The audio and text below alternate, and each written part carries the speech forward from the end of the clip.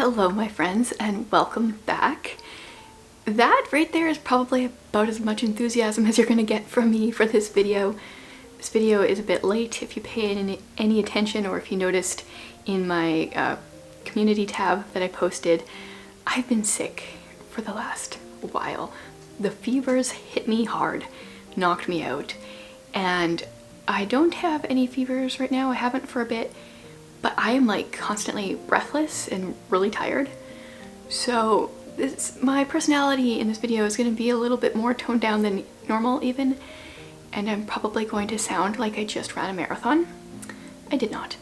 And I will probably talk slower than normal, which those who have complained over the years that I talk too fast, maybe this video is for you. So this is my November TBR, which blows my mind because November comes with the Read Your Bookshelf Challenge announcement. I'll be sharing another readathon announcement, and then December is Bookmas. Like we are just coming to the end of the year here now. So it's exciting and a little bit mind-blowing at the same time. So knowing that November will be a heavier work month for me, because I do try to pre-film a few of the Bookmas videos, so I'm not really behind all month or feeling like I'm behind all month. I will be doing less reading in November and December, always how it works out. So I'm gonna keep that in mind while creating my TBR.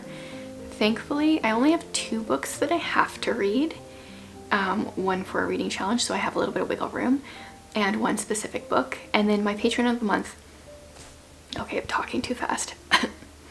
My patron of the month didn't choose a book for me this month, so I got out of one book that normally I would have to read. So I got a little bit more wiggle room.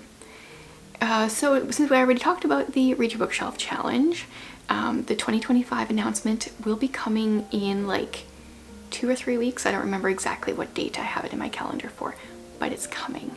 But for this year, I am, the second half of the year, I hopped over to the Sir Arthur Conan Doyle side. The reading challenge this year was kind of complicated, same with last year. Next year's is going to be easier for those who want an easier challenge. Hopefully that's good news for you. But if you've been following along and you understand what's going on, if you don't, you can watch last year's video. But I'm on the Sir Arthur Conan Doyle side, which means for November, I didn't think this through. I need to read a book that intimidates me.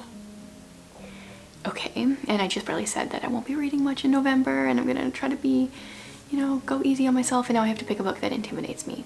So normally that would mean that I often get daunted by thick books, but I think that would be extra mean for myself. So I'm going to pick a different book that intimidates me that isn't also huge, because I think that would just be setting myself up for failure to pick a massive book.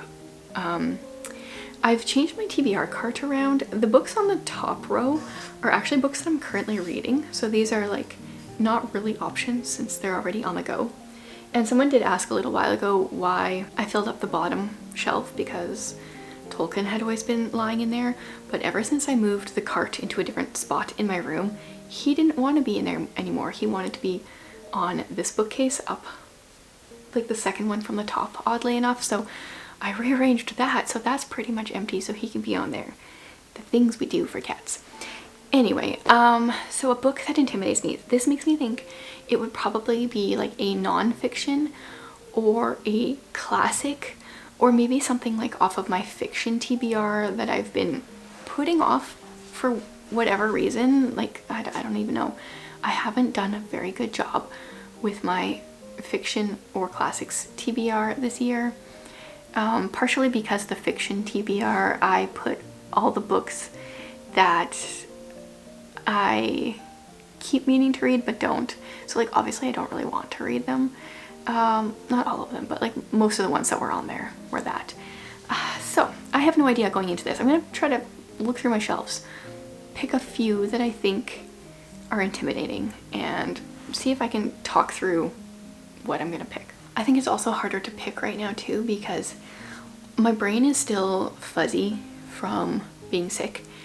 I didn't even read at all yesterday, which is annoying because I mostly lay it around, but I just haven't had the brain capacity.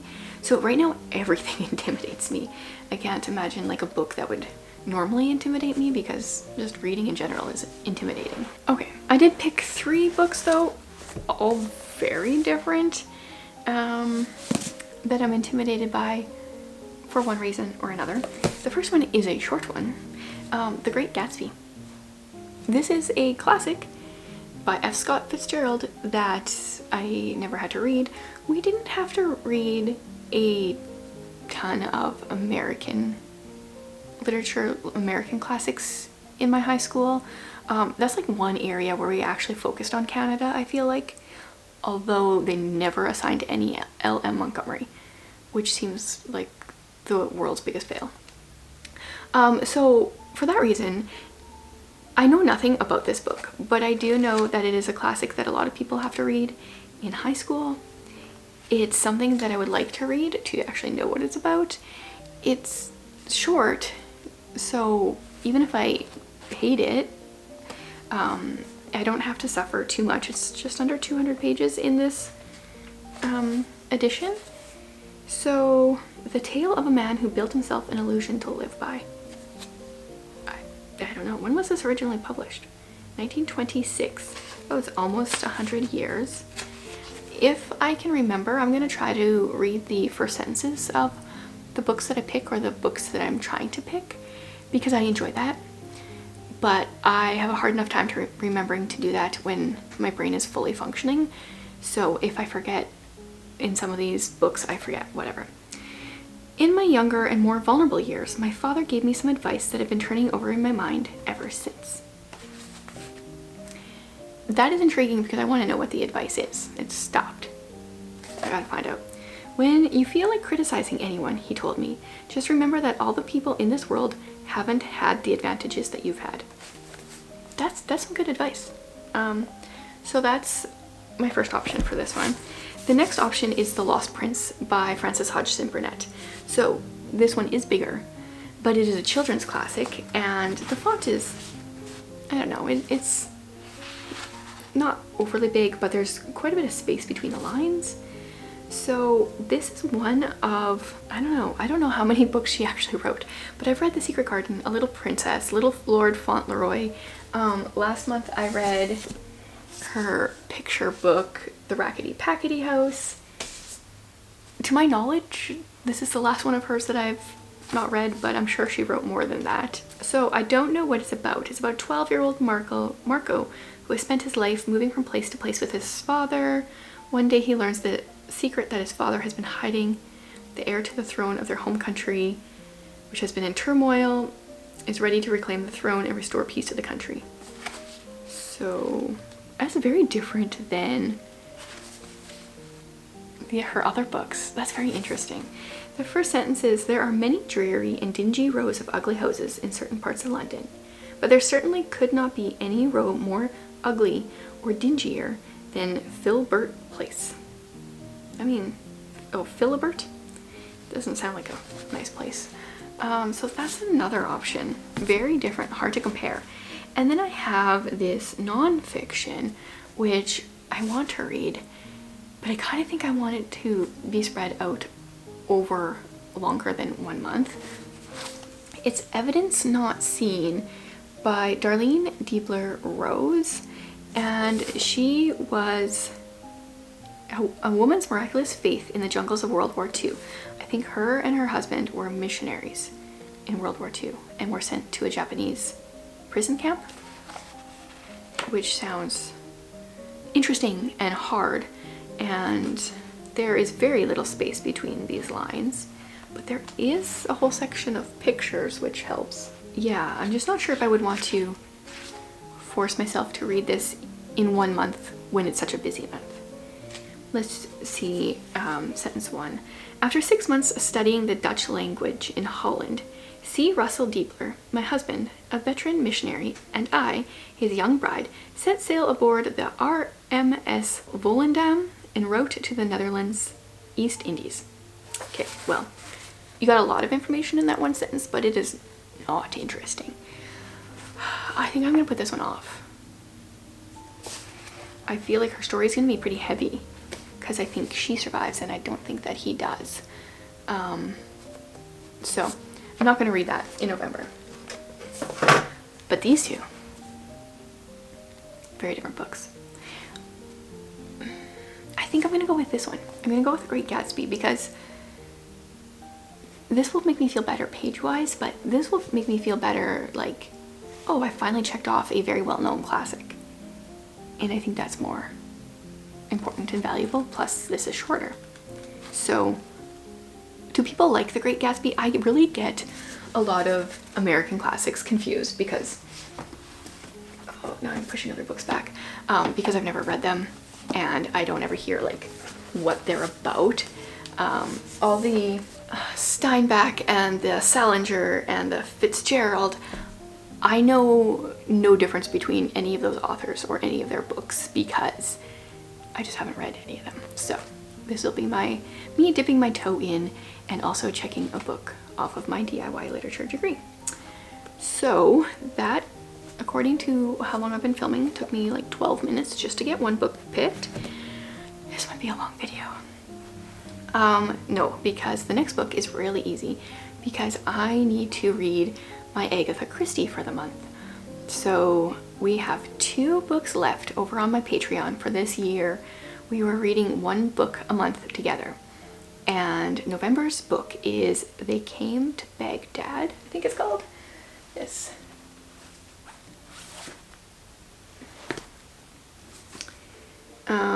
I can't really tell much from that cover, but it's dark. I'm assuming that's supposed to be set in Baghdad. Are we following anyone? Baghdad is the chosen location for a secret superpower summit. Unfortunately, the word is out and an underground organization in the Middle East is plotting to sabotage the talks. Into this explosive situation stumbles Victoria Jones, a girl with a yearning for adventure who gets more than she bargains for when a wounded agent dies in her hotel room. Now, if only she could make sense of his final words. Lucifer, Bashra, Lafarge. Okay, I'm curious. So it doesn't sound like it has either one of her like main detective people or her side detectives. I know some people really love this book. I feel like there are some that passionately love it, but it's not one that I hear about very much. So I'm excited to read another Agatha Christie. Let's read the first sentence. If you guys have read this, please let me know if it is a whodunit. Could you figure it out? Because I am almost done. I finished all the like obvious Agatha Christie whodunits, but I still would like to be able to do a couple more videos trying to solve some of her books. Captain Crosby came out of the bank with the pleased air of one who has cashed a check and has discovered that there is just a little more in his account than he thought there was. Well, that is something that I cannot relate to. Good for Captain Crosby. So these are the only 2 books that I like have to read this month. I want to pick out a couple more, but if I don't get to them, it's not the end of the world. And I didn't get my TBR cards ready because I thought I would just kind of make my stack based on what I'm feeling. Because I've been sick for the last few days, I just want to do whatever I want to do. So that's what we're gonna do. But do I know what I'm feeling up for? Well, I have a mystery and a classic. So I feel like I would like something a little bit more thrillery and something a little bit more fantasy, and I'm not sure what else, but let's see. Thrillery. I actually think I might know. I have been putting off, oh, this is really tight in here. I have been putting off this Patrick Bowers Files forever. So I have this one, which is a prequel, and then I have The Rook, which is book 2. I've read book 1. I need to read the others. This is a pocket book size, but it's nice and floppy. I appreciate that. Also, it's got some cat hair in it. I think, yes, I need to read these books. I've had them forever. I need to know if this series is a little too dark for me. Book 1 was very close to like being too dark for me, and I think that's kind of scared me a little bit from trying the other ones. So this one is Every Crooked Path. I don't know how much before book 1's called The Pawn, how much before that it comes. So this has a mysterious suicide and series of abductions draw Patrick into a web of intrigue involving an international conspiracy where no one is who they appear to be and stakes have never been higher. So what I remember from the book that I read is that he has a stepdaughter, but I don't know if she's like in this, if this was pre-stepdaughter or not. Okay, and then I think the prologue of book 1 started it in the killer's point of view, and it was very, very dark. So part 1, Masks, chapter 1. Okay, I clicked on my mini mag light as I slit the police tape crisscrossing the apartment's front door, swung it open, and stepped into the darkened living room. Okay, good. I'm glad it seems to be from like Patrick Bowers. He is part of the FBI, I think. I'm glad it's from his point of view and not like jumping in right with a killer right away. Yeah, I think, like I said, I'm in the mood for a thriller, and then I instantly went and said I was kind of a chicken here. I think this will be a good pick. And maybe I'm just going for like the more like pocket-sized books. Wouldn't that be a funny theme? What if all the books can't be a standard size, but have to be either like pocketbook or mass market? Could I do that? I don't know if I have a fantasy that is mass market. No, I'm curious. Well, oh. Okay, no, I like this idea. This is giving me enough of a constraint to just look at the books here. So I got some like fantasy and sci-fi here. Those ones are all bigger. But what really caught my eye is The Visitation. I had wanted to read this in October, but I ended up picking Monster instead, which I also haven't actually read yet. But what if I put this, okay, slight little cough attack. What if I put this on November's TBR? I think that I read this years ago, but I do not remember it. So Frank Peretti usually has like supernatural suspense in some way.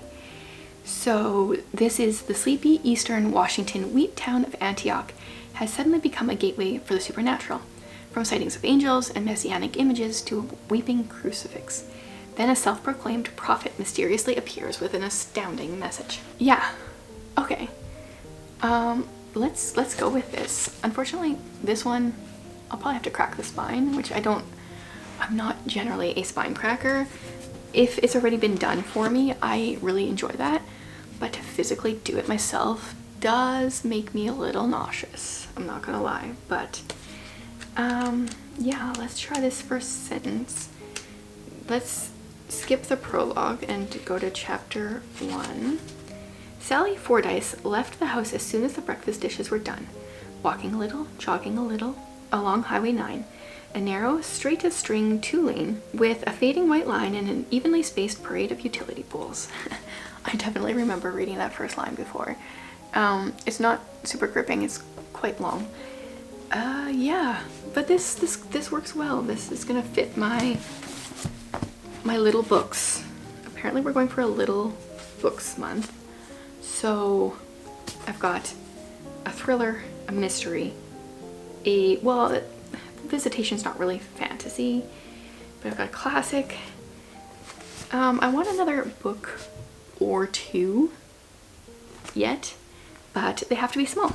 This is the criteria for this month that I'm making up as we go. Do I have any?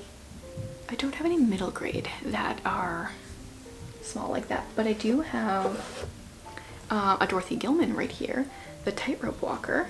So she's the author of the Mrs. Paulifax series, which, let me just check. I don't think I own the next Mrs. Paulifax. If I do, I could go for that.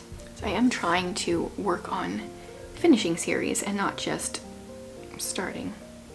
This isn't a series, but I would like to slowly finish that series. The next one I need to read is Mrs. Polifax and the Golden Triangle, and I don't own that one, so we won't do that one. We will do The Tightrope Walker. I think I've heard good things about this one. They're going to kill me soon. When the quiet and shy Amelia Jones reads these words, her life changes. She's just become the new owner of the Ebb Tide Shop, a musty antique store filled with merry-go-round horses and hurdy-gurdies. And it is while fixing one of these barrel organs that the scrawled and threatening note falls out. Armed with only with the strange woman's first name and the note written years before, Amelia begins a journey into the past, a search that takes her from the protective cocoon she's wrapped herself in to a precarious world where passions boil underneath the surface, where nothing is the way it seems, where fear is second nature and dark secrets just might uncover murder her own. Ooh, also that was a really long sentence. Wow, I do not know how many words were in that sentence there at the end, but that was a lot. Yeah, it sounds good. I'm sure I've heard good things about this one. Maybe everyone lives with terror every minute of every day and buries it, never stopping long enough to look. And the next sentence is, or maybe it's just me. Yeah, I've read that before too, and that sounds really good. So, okay, we will add her to the stack. You know what? TBR stack of books is so much less intimidating when they are smaller, even though they're thicker because they're not as wide. Somehow that seems less intimidating. Well, let's just trick my brain. Now I just want to see if there's any more small books I could actually add. This one I think is a little bit too wide. That's like normal size. Exile, that's also too big. Yeah, too big. Doesn't fit. I have some classics down here. Like I've got Joni's story here. That one I'm not reading in November. And then I've got Christie by Catherine Marshall that I do want to read, but also not in November.